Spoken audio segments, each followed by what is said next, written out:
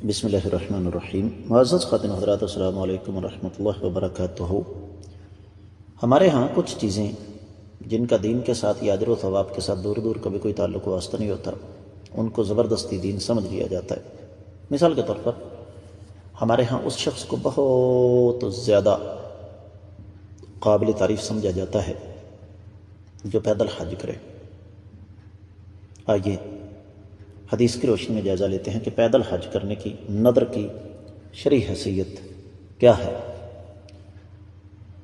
مشکات المصابیح کتاب الایمان والنذور نظر ماننے کا باب ہے، 3436ویں حدیث ہے کتاب میں اور 6 ہے باب میں۔ الفاظ سماعت فرمائیے گا۔ وعن انس ان نبی صلی اللہ علیہ وسلم رأى شيخا يهادى بين ابنيه فقال ما بال هذا؟ قالوا نذر أن يمشي.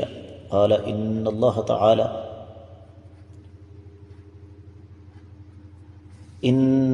تعالى عن تعذيب هذا نفسه لغني وأمره أن يركب.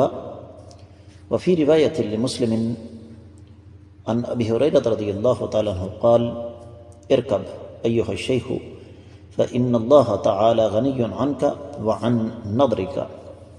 معزز خواتین حضرات، یہ روایت صحیح بخاری اور صحیح مسلم کی ہے۔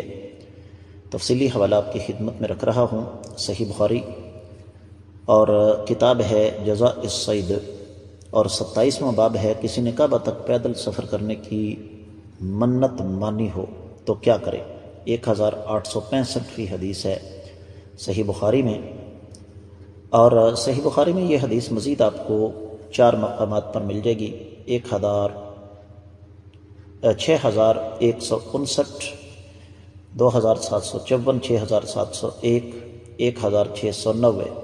صحیح مسلم میں 3 مقامات پر ملے گی، 3211 اور 12، 4247۔ سنن ترمذی میں بھی یہ روایت 3 جگہ پر موجود ہے، 1536 اور 911 اور 1537۔ سنن ابی داؤد میں 3301 ہے، سنن ابن ماجہ میں 3104 حدیث ہے۔ تو حدیث مبارکہ سند کے اعتبار سے بالکل تمام تر شکوک و شبہات سے بالا تر۔ ترجمے کی طرف بڑھتے ہیں۔ سیدنا انس رضی اللہ تعالیٰ عنہ بیان فرماتے ہیں کہ آقا علیہ الصلوۃ والسلام نے ایک بوڑھے شخص کو دیکھا جو اپنے 2 بیٹوں کے درمیان ان کا سہارا لے کر چل رہا تھا۔ آپ نے دریافت فرمایا اس آدمی کا کیا معاملہ ہے؟ صحابہ کرام نے بتایا کہ اس نے نذر مانی ہے کہ وہ بیت اللہ پیدل جائے گا۔ آقا علیہ السلام نے فرمایا اللہ تعالیٰ اس سے بے پرواہ ہے کہ یہ شخص اپنے آپ کو عذاب میں مبتلا کرے، اور آپ نے اسے سوار ہو کر جانے کا حکم دیا۔ اور صحیح مسلم کی ایک روایت ہے، نبی علیہ الصلوۃ والسلام نے فرمایا اے بزرگ آدمی سواری پر سوار ہو جاؤ، اللہ تعالیٰ آپ سے اور آپ کی نظر سے بے پرواہ ہے۔ معزز خواتین حضرات، اس حدیث کی میں نہیں سمجھتا کہ کوئی لمبی چوڑی وضاحت کرنے کی ضرورت ہے۔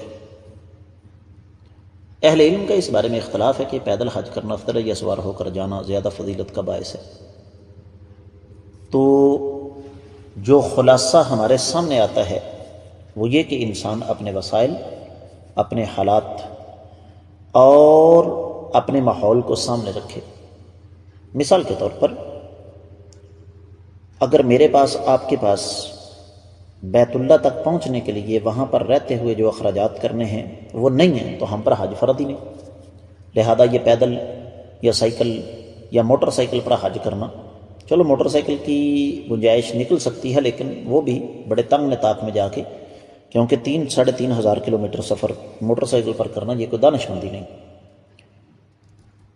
رہا مسئلہ کہ وہاں پر مینا، مزدلفہ، عرفات، تو وہاں صورتحال کے مطابق انسان فیصلہ کرے، اپنی جیب کو بھی دیکھے۔ وہاں ٹرین بھی چلتی ہے، وہاں بسیں بھی چلتی ہیں، لیکن عموماً ایسا تھا کہ بسوں وغیرہ پر سوار ہونے سے انسان بہت ساری خاری کا شکار ہو جاتا ہے۔ تو اس لیے یہ جو نذر ماننی ہے کہ میں پیدل حج کروں گا، آقا علیہ الصلوۃ والسلام نے اس سے منع فرمایا۔ اور اس میں اگر ہم یہ سمجھتے ہیں کہ کوئی اضافی اجر و ثواب ہے تو یہ ہماری غلط فہمی ہے۔ میں امید کرتا ہوں کہ آپ کو اس کی اچھی طرح سمجھ آ گئی ہوگی۔ اس کے ساتھ ہی آج کے سبق سے اجازت چاہوں گا۔ السلام علیکم ورحمۃ اللہ وبرکاتہ.